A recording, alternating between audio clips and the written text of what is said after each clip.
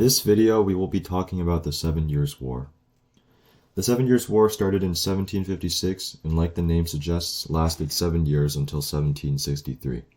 Although it may sound like a singular conflict, the 7 Years' War was actually a global conflict, fought primarily in Europe but also in the Americas and through naval combat. One such conflict was Austria and Saxony versus Prussia, which they fought over Silesia, as well as France and Britain fighting over colonies around the world, primarily through naval-based combat, which Britain dominated.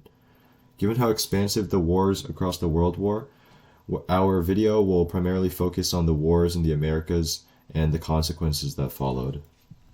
The first thing we'll talk about is the North American theater.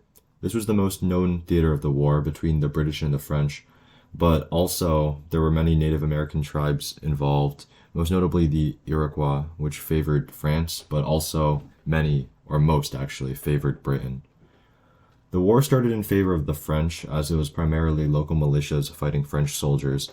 However, as Britain and the American colonies began to send more troops, the lack of French settlers in the New World began to be a problem, as the British captured both Montreal and Quebec, effectively ending the war on the American continent. Also, fun fact, one of the local commanders was George Washington. The war between the French and the British ended in 1763 with the Treaty of Paris.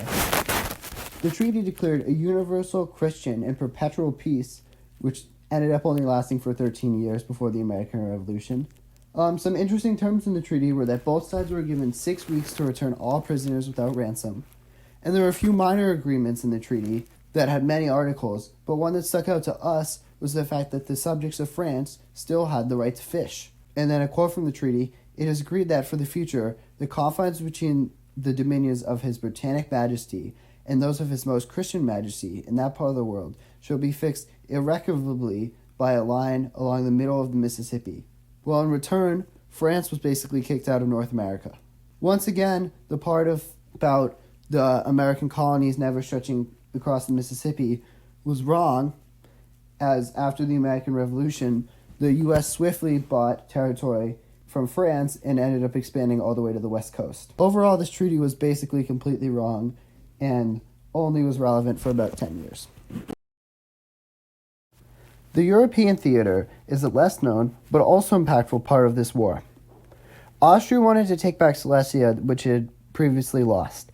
A lot of battles went on as Austria and other contingents such as Russia fought the Prussians. However, the Prussians' leader was a military genius and repeatedly outperformed his numbers by beating much larger armies. However, it looked grim for the Prussians as Russia and Austria were closing in on Berlin, the capital of Prussia. However, Russia had a change in leadership and opted for peace, and the Prussians held firm. This ended up with a Treaty of Hubertsburg, which basically declared that nothing had changed on the continent. The most important part of a war are its consequences, and this war had many. Firstly, as mentioned in the Treaty of Paris, France lost many of its colonies. This marks the end of the first attempt at a French empire.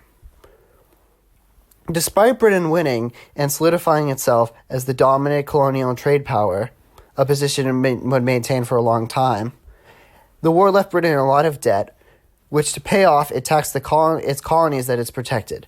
This ended up leading to a lot of dissent within the colonies and ended up starting a revolution which created the United States of America. In the war between Prussia and Austria, Prussia solidifies itself as a great power, leading to a strong Prussian state, which ended up being a key component in creating unified Germany. And as we all know, a unified Germany was a key catalyst in World War I and World War II.